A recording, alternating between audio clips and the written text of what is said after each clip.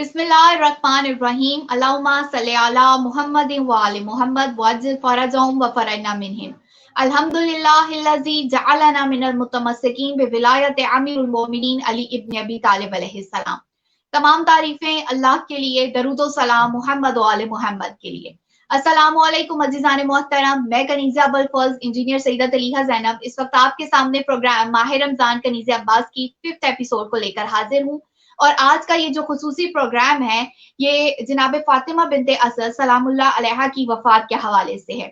7 रमजानुल मुबारक वो दिन है जो एक रवायत के मुताबिक जनाब फातिमा बिनते असद सलामुल्लाह अलैहा की वफात से मंसूब है। इस हवाले से सबसे पहले बारगाह हजरत इमाम ज़मा अलैहिस्सलाम में चहारदा मासूमीन अलैहिमुस्सलाम और बिलखुसूस बारगाह हजरत अबुल फज़्ल अब्बास अलमदार अलैहिस्सलाम में जनाब फातिमा बिनते असद की वफात की ताज़ियत पेश करते हैं, इस दुआ के साथ कि खुदावंद आलम हमें ये तौफीक अता करे कि हम आइमा ताहरीन अलैहिमुस्सलाम के अजदाद की मारिफत हासिल कर सकें और उन्होंने जो जिंदगियां गुजारी और जो कुर्बानियां दी हैं दीन इस्लाम की बका की खातिर और जिस तरह से अपनी खिदमत पेश की हैं, खुसूसी तौर पर रिसालत की तबलीग और अशात में हम उसको समझ सकें और उनके बताए हुए रास्ते पे चलते हुए खुदावंद आलम का कुर्ब हासिल कर सकें। अजीज़ान मोहतरम, जनाब फातिमा बिनते असद सलामुल्लाह अलैहा कौन है, उनकी क्या खिदमत है, उनकी वफात के बारे में रसूलुल्लाह सल्लल्लाहु अलैहि वसल्लम ने क्या फरमाया और रिसालत की निगाह में जनाब फातिमा बिनते असद सलामुल्लाह अलैहा कितना बुलंद मकाम और मर्तबा रखती हैं, आज के इस बयान में मैं इन्हीं तमाम तर चीजों पर बात करूंगी। जनाब फातिमा बिनते असद सलामुल्लाह अलैहा अमीरुल मोमिनीन अली इब्न अबी तालिब अलैहिस्सलाम की वालिदा हैं। आपके बाबा असद जो कि जनाब कीला बिनते आमिर के बतन से होने की वजह से हजरत हाशिम के फर्जंद हैं, इस तरह से आप हजरत हाशिम की पोती हैं। रसूलुल्लाह सल्लल्लाहु अलैहि वसल्लम की फूफी हैं और हरम में हजरत अबू तालिब अलैहिस्सलाम में होने की बिना पे रसूलुल्लाह सल्लल्लाहु अलैहि वसल्लम की चची भी हैं। रवायात ये बताती हैं कि जब हजरत मोहम्मद मुस्तफ़ा सल्लल्लाहु अलैहि वसल्लम ने अपनी रिहाइश के लिए हजरत अबू तालिब अलैहिस्सलाम के दामन को मुंतखब किया है, तो वहां से सिलसिले का आगाज हुआ कि जनाब फातिमा बिनते असद सलामुल्लाह अलैहा ने एक माँ की तरह रसूलुल्लाह सल्लल्लाहु अलैहि वसल्लम की हिफाजत, निगहदाश्त और परवरिश का जो फरीजा था उसको अंजाम देना शुरू किया। जैसे हजरत अबू तालिब अलैहिस्सलाम ने एक बाप बन के बल्कि बाप से भी बढ़कर हजरत मोहम्मद मुस्तफ़ा सल्लल्लाहु अलैहि वसल्लम की हिफाजत की है, उनकी निगहदाश्त की है, उनको महफूज रखा है दुनिया के हर किस्म के शर से और कदम कदम पे उनका साथ दिया है, चाहे वो रिसालत की तबलीग हो या उनकी जान की हिफाजत की बात हो। बिल्कुल वैसे ही जनाब फातिमा बिनते असद सलामुल्लाह अलैहा ने भी रसूलुल्लाह सल्लल्लाहु अलैहि वसल्लम को एक माँ की तरह संभाला है, एक माँ की तरह पाला है। जब हम तारीख में देखते हैं तो हमें जनाब फातिमा बिनते असद सलामुल्लाह अलैहा इस अंदाज से नजर आती हैं कि वो अपनी औलाद पर तरजीह दे रही हैं रसूलुल्लाह सल्लल्लाहु अलैहि वसल्लम को। रवायात ये बताती हैं कि जनाब फातिमा बिनते असद अक्सर दस्तरखान पर जब खाना लगाती थी तो उससे पहले थोड़ा सा खाना अलग कर लेती थी और यही फरमाती थी कि हो सकता है हजरत मोहम्मद मुस्तफ़ा सल्लल्लाहु अलैहि वसल्लम को किसी लम्हे भूख लगे और वो खाना तलब करें तो मैं उस वक्त उनको ये खाना दूंगी। एक रवायत के मुताबिक जब खजूरें लगने का मौसम होता था तो सुबह सवेरे उठकर जो अच्छे दाने थे बीबी वो चुन कर रख लेती थी और बाद में जब उनकी औलाद आगे पीछे होती थी या वहां मौजूद नहीं होती थी तो वो रसूलुल्लाह सल्लल्लाहु अलैहि वसल्लम को बुलाकर वो अता करती थी। जनाब फातिमा बिनते असद सलामुल्लाह अलैहा ने अपनी औलाद के बजाय रसूलुल्लाह सल्लल्लाहु अलैहि वसल्लम के आराम को और उनकी इज्जत और एहतराम को तरजीह दी है। खुद रसूलुल्लाह सल्लल्लाहु अलैहि वसल्लम बारहा मकामात पर ये इरशाद फरमाते थे कि वो मुझे नहलाती थी, यानी जनाब फातिमा बिनते असद सलामुल्लाह अलैहा के बारे में फरमाते हैं वो मुझे नहलाती थी, वो मेरी कंघी करती थी, मेरे बालों में तेल लगाती थी और मुझे अच्छा बिस्तर देती थी, सोने के लिए, आराम के लिए अच्छी ग़िज़ा देती थी और अपनी औलाद पर मुझे तरजीह देती थी। अजीज़ान मोहतरम, जनाब फातिमा बिनते असद सलामुल्लाह अलैहा की रसूलुल्लाह से जो मोहब्बत थी वो कोई ढकी छुपी नहीं थी और खुद रसूलुल्लाह भी बारहा मकामात पर इसका इकरार करते थे। यही वजह है कि एक मौके पर आपने फरमाया कि अगर हजरत अबू तालिब अलैहिस्सलाम के बाद कोई हस्ती मुझ पर सबसे ज्यादा शफीक, मुझ पर सबसे ज्यादा मेहरबान, मेरी सबसे ज्यादा हिफाजत करने वाली, मुझसे सबसे ज्यादा मोहब्बत करने वाली है तो वो जनाब फातिमा बिनते असद सलामुल्लाह अलैहा है। जनाब फातिमा बिनते असद सलामुल्लाह अलैहा से रसूल अल्लाह सल्लल्लाहु अलैहि वसल्लम बेपनाह मोहब्बत किया करते थे। यही वजह है कि रिसालत के मनसब पर फाइज होने के बाद भी आपने जनाब फातिमा बिनते असद से मुलाकात करना या उनके घर आना नहीं छोड़ा था। इब्न साद ने इस रवायत को नकल किया कि रसूल अल्लाह सल्लल्लाहु अलैहि वसल्लम रिसालत के ओहदे पर ज़ाहिरन फाइज होने के बाद भी जनाब फातिमा बिनते असद सलामुल्लाह अलैहा की ज़ियारत के लिए तशरीफ लाते थे और अक्सर औकात दोपहर को उन्हीं के घर आराम फरमाया करते थे। जनाब फातिमा बिनते असद सलामुल्लाह अलैहा जनाब हाशिम की पोती हैं और हजरत अबू तालिब अलैहिस्सलाम भी हाशमी खानदान से ताल्लुक रखते हैं। दोनों की जो दादा जान है वो जनाब हाशिम ही है, लिहाजा ये पहले वो अफराद हैं कि जिनकी औलाद हाशमी है। यानी ये जो एजाज है वो भी जनाब फातिमा बिनते असद सलामुल्लाह अलैहा को हासिल हुआ, जिसके बारे में किताब अल मारिफ में नक़ल किया गया कि फातिमा बिनते असद पहली हाशमिया खातून हैं कि जिनसे हाशमी औलाद हुई है। जनाब फातिमा बिनते असद सलामुल्लाह अलैहा और हजरत अबू तालिब अलैहिस्सलाम की 3 बेटियां हैं कि जिनके नाम हमें रवायात में रीता, जमाना और फाख्ता मिलते हैं। जनाब फाख्ता वो हैं कि जिनको जनाब उम्मे हानी के लकब से भी याद किया जाता है। और 4 आपके फर्जंद हैं, जनाब तालिब, जनाब जाफर, जनाब अकील और अमीरुल मोमिनीन। और ये जो चारों फर्जंद हैं इनमें 10-10 साल का फर्क है, यानी जनाब तालिब 10 साल बड़े हैं जनाब अकील से, जनाब अकील 10 साल बड़े हैं जनाब जाफर से और जनाब जाफर 10 साल बड़े हैं अमीरुल मोमिनीन अली इब्ने अबी तालिब अलैहिस्सलाम से। चूंकि जनाब फातिमा बिनते असद और हजरत अबू तालिब अलैहिस्सलाम दोनों हाशमी है, लिहाजा आपका जो सिलसिला शजरा हस्ब व नस्ब है वो हाशमी है कि जिस पर अमीरुल मोमिनीन अली इब्ने अबी तालिब अलैहिस्सलाम फख्र फरमाया करते थे और फरमाते थे कि कौन है कि जिसका सिलसिला शजरा हस्ब व नस्ब मेरे जैसा हो या मुझसे बराबर हो। अजीजान मोहतरम, हजरत मोहम्मद मुस्तफ़ा सल्लल्लाहु अलैहि वसल्लम ने जहां पर अपने नूर के मुंतकिली की बात की है, वहीं पर अमीरुल मोमिनीन अली इब्न अबी तालिब अलैहिस्सलाम के नूर को भी साथ साथ डिस्कस किया है। जो एक खुतबा हमें मिलता है जिसमें सरकार रिसालत माब ने अपने नूर के बारे में फरमाया कि अल्लाह ने हमारे नूर को पेशानी हजरत आदम अलैहिस्सलाम में रखा और एक रवायत के मुताबिक सुल्ब हजरत आदम अलैहिस्सलाम में रखा और फिर आपने फरमाया कि वो पाकीज़ा सुल्बों और पाकीज़ा रहमों से होता हुआ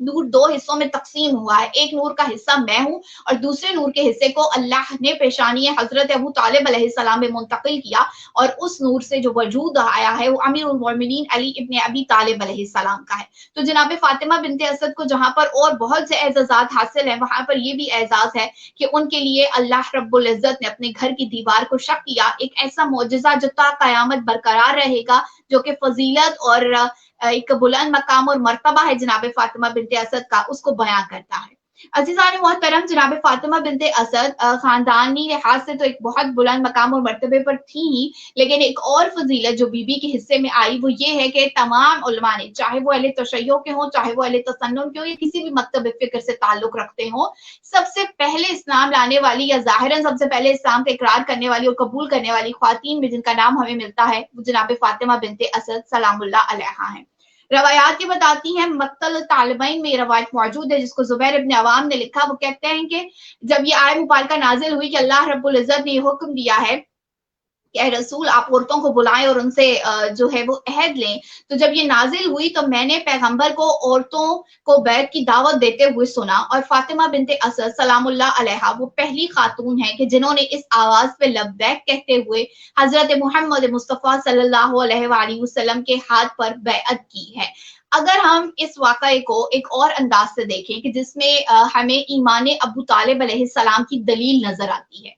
वो क्या दलील है कि एक मर्तबा जब इमाम ज़ैनुल आबिदीन अलैहिस्सलाम से एक शख्स ने ईमान अबू तालिब पे सवाल किया तो हजरत इमाम ज़ैनुल आबिदीन अलैहिस्सलाम ने इसी वाक़ये की तरफ इशारा किया है। यानी क्या कि जब रसूल अल्लाह ने औरतों को इस्लाम कबूल करने की दावत दी तो सबसे पहले जिन औरत ने लब्बैक कहा है वो जनाब फातिमा बिनते असद हैं और बाद में दीगर ख्वातीन आई। इस बैत को लेने के बाद रसूल अल्लाह ने फरमाया था कि अगर कोई औरत इस्लाम कबूल कर चुकी है,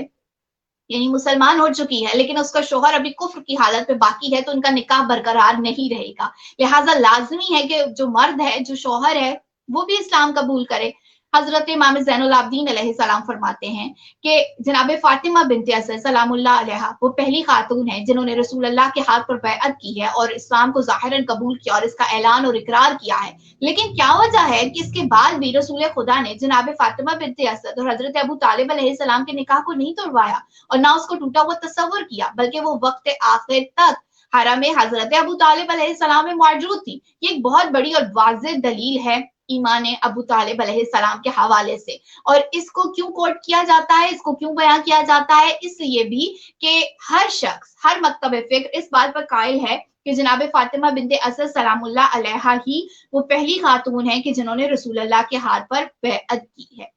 اب اگر ہم جناب فاطمہ بنت اسد سلام اللہ علیہا کے دین کے لحاظ سے جو خدمات ہیں یا جو قربانیاں ہیں ان کو دیکھیں تو روایات یہ بتاتی ہیں کہ آپ غزوہ بدر میں ان خواتین میں شامل تھیں جو زخمیوں کی دیکھ بھال کر رہی تھیں, ان کی تیمارداری کر رہی تھیں, ان کو پانی پلا رہی تھیں. اس کے علاوہ اسلامی جذبہ خدمت کے تحت آپ ایک جو منتظم اعلیٰ ہوتا ہے گھر کا اور ایک جو بہترین خاتون کی خصوصیات ہیں ان کو بھی لیے ہوئے تھی. گھر کے تمام کام کاج آپ خود ہی کرتی تھی, یہاں تک ایک روایت میں ملتا ہے کہ آپ کے پاس ایک کنیز تھی, آپ نے اس کو بھی وقت آخر آزاد کر دیا تھا. 2 ہجری میں جب جناب فاطمہ بنت رسول اللہ صلی اللہ علیہ وآلہ وسلم عقد امیر المؤمنین علی ابن ابی طالب علیہ السلام کے بعد آپ کے پاس آئی, آپ کے گھر میں آ کے رہنا شروع ہوئی ہیں, تو آپ نے اپنے گھر کے کام کاج کو اور جتنا بھی نظام تھا اس کو 2 حصوں میں تقسیم کر دیا ہے. یہ ایگزامپل میں کیوں بیان کر رہی ہوں, یہ بات میں کیوں بیان کر رہی ہوں, اس لیے کہ ان تمام خواتین کے لیے جو کہ سیرت جناب فاطمہ بنت اسد سلام اللہ علیہا کو جاننا چاہتی ہیں یا اس کے مطابق عمل کرنا چاہتی ہیں یا اس کے مطابق اپنی زندگی گزارنا چاہتی ہیں, تو ان کے لیے یہ رول ماڈل ہے. کیا کہ بی بی نے جب ان کی بہو آئی ہے تو اپنے گھر کے کاموں کو 2 حصوں میں تقسیم کر دیا. بی بی نے کیا کیا کہ گھر کے جو اندر کے کام تھے وہ جناب فاطمہ بنت رسول اللہ صلی اللہ علیہ وآلہ وسلم کے سپورٹ کیے, اور جو باہر کے کام تھے وہ بی بی نے اپنے ذمہ لیے. اسی لیے امیر المومنین علی ابن ابی طالب علیہ السلام نے فرمایا تھا فاطمہ بنت رسول اللہ صلی اللہ علیہ وآلہ وسلم آٹا پیسنے اور گوندنے سے آپ کو بے نیاز کر دیں گی, یعنی اپنی والدہ سے وہ گفتگو فرما رہے ہیں, اور پانی اور دوسری ضروریات کے لیے آپ کو باہر جانا ہوگا. یعنی کس طرح ایک مینج وے میں, ایک بیلنس وے میں جناب فاطمہ بنت اسد سلام اللہ علیہا نے جہاں پر دین کی خدمات کی ہیں, جہاں پر دین کے لیے قربانیاں دی ہیں, رسالت کی نگہداشت کی ہے, وہیں پر اپنے گھر کے نظام کو ایک بہترین انداز سے گزارا ہے اور چلایا ہے. ایک روایت کے مطابق جناب فاطمہ بنت اسد سلام اللہ علیہا کے پاس ایک کنیز تھی کہ جس کو وہ آزاد کر دینا چاہتی تھی. اس کا ذکر انہوں نے حضرت محمد مصطفیٰ صلی اللہ علیہ وآلہ وسلم سے کیا تو رسول اللہ نے ان سے فرمایا کہ اگر آپ اسے آزاد کر دیں گی تو اللہ رب العزت اس کے ہر بدن کے حصے کے بدلے آپ کے ہر جزء بدن کو دوزخ کی آگ سے آزاد کر دے گا. یعنی کنیزوں کو یا غلاموں کو آزاد کر دینے کا کیا اجر و ثواب ہے وہ جناب فاطمہ بنت اسد سلام اللہ علیہا کے سامنے بیان کیا. روایت کے مطابق ابھی اس کو آزاد نہیں کیا تھا کنیزی سے کہ جناب فاطمہ بنت اسد سلام اللہ علیہا پر بیماری کے اثرات ظاہر ہوئے اور وہ اس بات کا اعلان نہ کر سکی. لیکن جب وقت آخر رسول اللہ صلی اللہ علیہ وآلہ وسلم ایک مرتبہ ان سے ملاقات کے لیے آئے تو آپ نے اشارے سے ان کو اپنی اس وصیت, اپنے اس بات, اپنے اس امر کی جانب اشارہ کیا. تو رسول اللہ صلی اللہ علیہ وآلہ وسلم نے فرمایا کہ آپ بے فکر ہو جائیں,